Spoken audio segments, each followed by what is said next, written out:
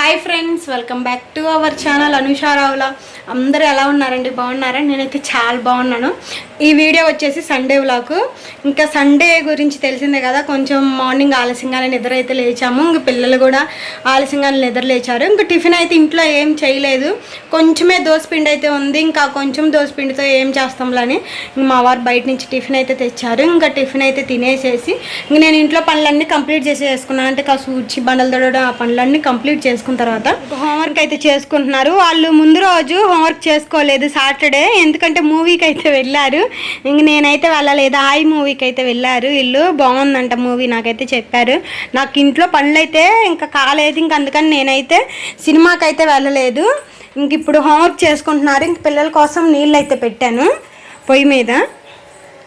బియ్యం అయితే ముందే కడిగి పెట్టాను. ఎప్పుడైనా బియ్యం ఒక 2 hours మనకు వీలు కుదిరితే అలా నానపెట్టుకొని వండుకుంటే చాలా బాగుండిద్ది రైస్.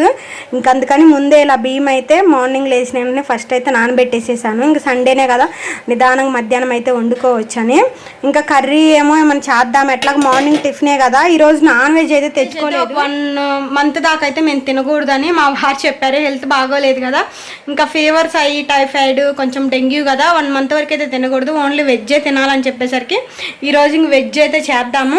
ఆల్రెడీ నిన్న కొంచెం ఏం చేస్తా, పాలకూర పప్పు అయితే చేశాను. పాలకూర తెస్తా మా వారు ఇంకా మెంతికూర కూడా తెచ్చారు. ఇంకా మెంతికూర పప్పు అయితే చేసి ఆ కాకరకాయలు అయితే ఉన్నాయి, అవి అయితే ఫ్రై అయితే చేద్దామని ఇంకా అవైతే తీస్తున్నాను ఇప్పుడే బయటికి. మా వారు ఆ కాకరకాయలు 1/4 kg తెచ్చారు, 1/4 kg అనుకుంటా. కానీ ఆ కాకరకాయలు ఎంత రేటు ఉంటాయో, చాలా రేటు ఉంటాయి. 1/4 kg అలా తెచ్చుకొని, అంటే ఎప్పుడన్నా 1/4 kg 1/2 kg అలా తెచ్చుకొని అయితే చేసుకుంటాం మేము. అట్లాగే ముందు రోజు పాలకూరతో పాటు మెంతికూర కూడా తెచ్చారు. ఇంకా మెంతికూర పప్పు చేసి ఆ కాకరకాయ ఫ్రై అయితే చేద్దామని ఇంకా తెస్తున్నాను. ఎందుకంటే కొంచెం ఆ కాకరకాయలు మళ్ళీ పండుబడిపోతే, మెంతికూర కూడా నేను మా వారు చెప్తే ఇని షాక్ అయ్యాను. మెంతికూర ఈ కట్టలన్నీ 50 రూపాయలు అంట. వామ్మో, మెంతులు ఊరికేస్తే అలా పండుతాయి మెంతులు, అట్లాంటిది 50 రూపాయలు అంటే నేనైతే చాలా షాక్ అయ్యాను. ఈ మొత్తం కట్టలు 50 రూపాయలు అంట. అవి చూసారు కదా, చిన్న చిన్నవి, అంత పెద్దవి కూడా కాదు ఆ కట్టలు, అంత చిన్న కట్టలు 50 రూపాయలు అంట. ఇంక మరి చేసేది ఏముంది, కావాలన్నప్పుడు కొనుక్కోవాలి కదా. ఇంకా అందుకని అయితే తెచ్చారు. చాలా రోజులు అయింది. అందులో మెంతికూర హెల్త్కి కూడా ఆకుకూరలు అన్నీ హెల్త్కి మంచిదే, కాకపోతే మెంతులు కూడా చాలా మంచిది కదా. మనం మెంతికూరని ఇంట్లోనే ఈజీగా పండించుకోవచ్చు. కాకపోతే ఏంటంటే మనకు ప్లేస్ ఉండాలి. మాకేం ఇక్కడ ఏం ప్లేస్ ఏం లేదు పండించుకోవడానికి, చాలా సింపుల్గా ఈజీగా పండిద్ది. ఇంకా తర్వాత మెంతాకుని సగం వరకు కట్ చేసేసి ఇంకా వాష్ చేసేసి తర్వాత పప్పులు అయితే పెట్టేశాను. చాలా బాగుండిద్ది ఆకు పప్పు మాత్రం, ఎందుకంటే మంచి స్మెల్ కూడా వచ్చిద్ది. ఆ కాకరకాయ ఫ్రై కూడా మనం ఏదో చేయాల్సిన అంత అవసరం లేదు. జస్ట్ సింపుల్గా ఆ కాకరకాయని కట్ చేసుకుని అసలు చేదు అనేది ఉండదు. నేను ఇదివరకు చేదు ఉండిద్దేమో అని అనుకున్నాను, ఒక 5 years బ్యాక్ ఏమో. ఆ తర్వాత మా ఇంటి పక్కన అనుషక్క ఒకసారి చేసి నాకైతే ఆ కాకరకాయ ఫ్రై పెట్టింది. అప్పటి నుంచి నేను ఆ కాకరకాయ ఫ్రైకి పిచ్చ ఫ్యాన్ అయిపోయాను. ఎందుకంటే అస్సలు చేదు ఉండదు, చాలా టేస్ట్గా ఉండిద్ది, చాలా బాగుండిద్ది కూడా. ఇంకా అందులోనూ పిల్లలు కూడా ఇష్టంగా తింటారు. ఆ కాకరకాయ ఫ్రై చేదు ఉండదు కదా, అందుకని ఇంకా అన్నం అయితే వండేసాను, పప్పు కూడా ఉడికింది. ఇంక పప్పుకి తాలింపు అయితే పెట్టేశాను. అలాగే ఆ కాకరకాయ ఫ్రై కూడా చేశాను. చాలా సింపుల్గా చేసుకోవచ్చు, పెద్ద కష్టమైతే ఏమి ఉండదు. అలాగే సండే కదా, మామూలు నాన్ వెజ్ లేకపోయినా ఎగ్స్ అయినా ఉడకబెట్టుకొని తిందాంలు అన్నట్టు ఇంక ఎగ్స్ అయితే పెట్టేసేసాను. ఇంక ఎగ్స్ కూడా ఉడికినాయి. ఇంక అన్నీ 1 కల్లా అయితే మొత్తం రెడీ చేశాను. నార్మల్గా అయితే 1:30 అట్లా 2 అలా అయితే అయిద్ది. ఈరోజు 1కే వంట మొత్తం అయిపోయింది. పొద్దున బయట టిఫిన్ కదా, మనం ఎంత బయట టిఫిన్ అయితే తిన్నా కూడా అంత తిన్న సాటిస్ఫాక్షన్ అయితే అస్సలు ఉండదు. ఏదైనా మనం ఇంట్లో చేసుకొని తింటేనే ఆ సాటిస్ఫాక్షన్ అనేది ఉండిద్ది. ఇంకా అందుకని తొందరగా అయితే చేశాను. అలాగే వడియాలు కూడా ఆల్రెడీ ఉన్నాయని ఇంట్లో అయితే ఏం చేశాను, ఇంకా పిల్లలు కూడా కొంచెం హోంవర్క్ అలా ఉంటే అయితే అది కూడా రాసేసేసుకున్నారు, కొంచెం చదువుకున్నారు. ఇంక వాళ్ళు కూడా అయితే స్నానం చేయించాను, ఇంక వాళ్ళు కూడా చేశారు. ఇంక మార్నింగే కాసు ఊడ్చుకొని బండలు తుడుచుకోవడం ఆ పనులన్నీ అయిపోయినాయి. నార్మల్గా హాలిడే అప్పుడు ఏంటంటే ఎప్పుడైనా పొద్దున టిఫిన్ మధ్యాహ్నం వంట అలా వండుకున్నట్టే అనిపించింది. అనిపించిద్ది. పిల్లలు కూడా ఈవినింగే బయటకు వెళ్ళి ఆటాడుకుంటారు కానీ మార్నింగ్ అంత పెద్ద ఏం ఆటాడుకోరు. ఇంకా ఎక్కువ హోంవర్క్ ఉంటే అలా చేసుకోవడం అలాంటి పనులన్నీ చేస్తారు. ఇంకా వాళ్ళు ఇంక టీవీ చూస్తే ఇంక అప్పటికే ఆకలి అవుతుంది అన్నారు. ఇంక 1 కల్లా అన్నీ రెడీ చేశాను. ఇంక మేము నలుగురం ఒక 2 డేస్ నుంచి మా పిల్లలకి సపరేట్ ప్లేట్లు అయితే వేసి ఇస్తున్నాం. ఎందుకంటే మేము పెడతంటే సుమారు అరగంట పెట్టాల్సి వస్తుంది. ఇంక వాళ్ళు రమ్మన్నా కూడా రావట్లేదు, టీవీ చూస్తే అట్లాగే ఉంటున్నారు.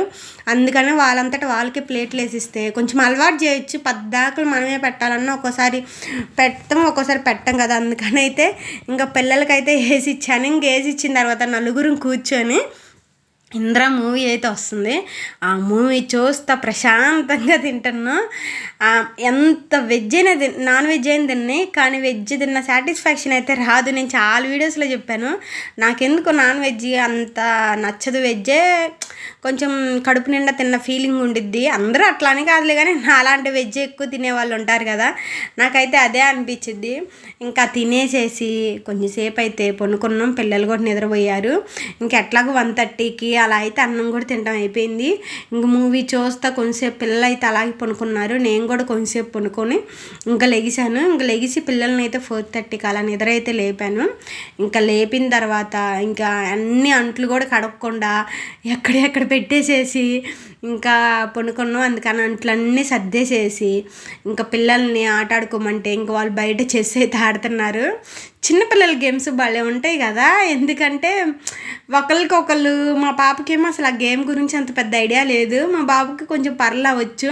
ఇంకా వాడు ఏం చేస్తాడంటే అమ్మాయిని ఇట్లా చేయాలి ఇట్లా చేయాలని అన్ని తొండి గేమ్లు ఆడతా వాడిని అమ్మాయిని మొత్తాన్ని చంపుతా చూస్తాడు వాడు.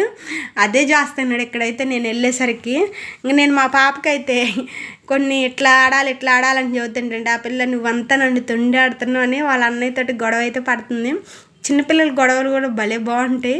ఇలా సరదాగా ఇంట్లో అయితే అన్న తమ్ముళ్ళైనా అలా అక్క చెల్లెళ్ళైనా అసలు ఎవరైనా ఇంట్లో అయితే ఇద్దరు భలే ఆటాడుకుంటారు. వాళ్ళకి భలే టైంపాస్ కూడా అయింది, కొట్టుకోవడం తిట్టుకోవడం ఆటాడుకోవడం ఇవన్నీ.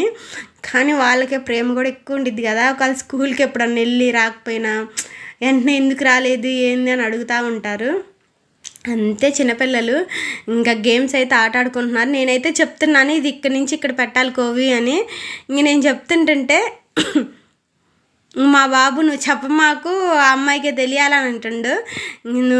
నువ్వు చెప్తే నేను ఒప్పుకొని అంటుండలే కానీ నేనే ఇక్కడైతే మా పాపకి గేమ్స్ అయితే చెప్పాను. అప్పటికి చాలా వరకు మా పాప గేమ్లో అవన్నీ అంటే చచ్చిపోయినాయి.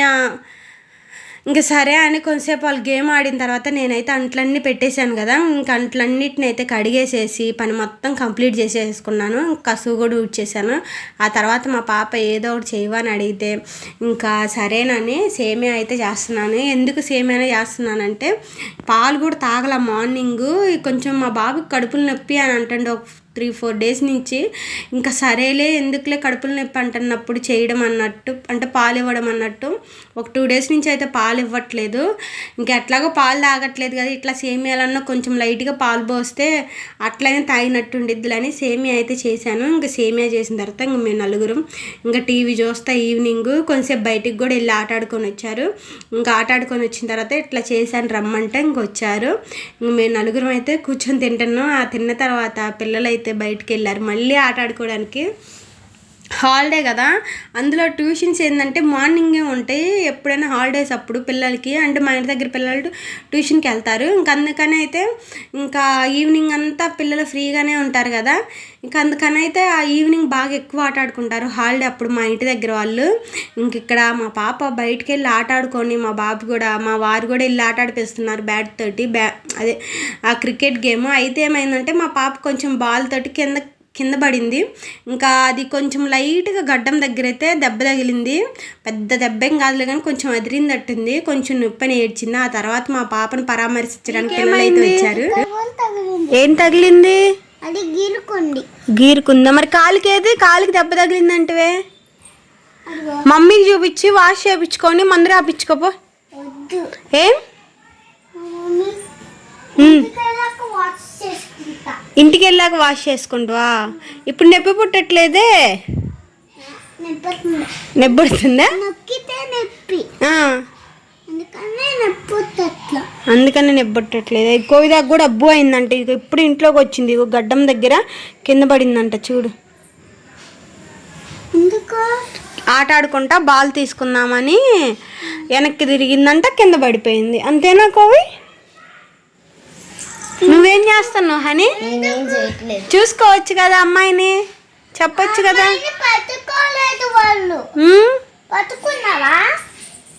నేను పట్టుకున్నా, తనే వెనక్కి బాల్ తీసుకుందాం అనుకుని వెనక్కి దొల్లింది.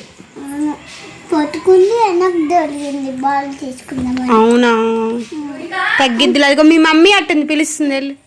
పిల్లల మాటలు ఎంత క్యూట్గా ఉంటాయో. ఇంక వచ్చి వాళ్ళు పరామర్శ ఇచ్చి ఇంక మా పాపని వాళ్ళు వెళ్ళిన తర్వాత ఇంక మా పాపకి బొమ్మలు పెట్టి కొంచెం ఆయింట్మెంట్ అలాంటివి అయితే రాశాను.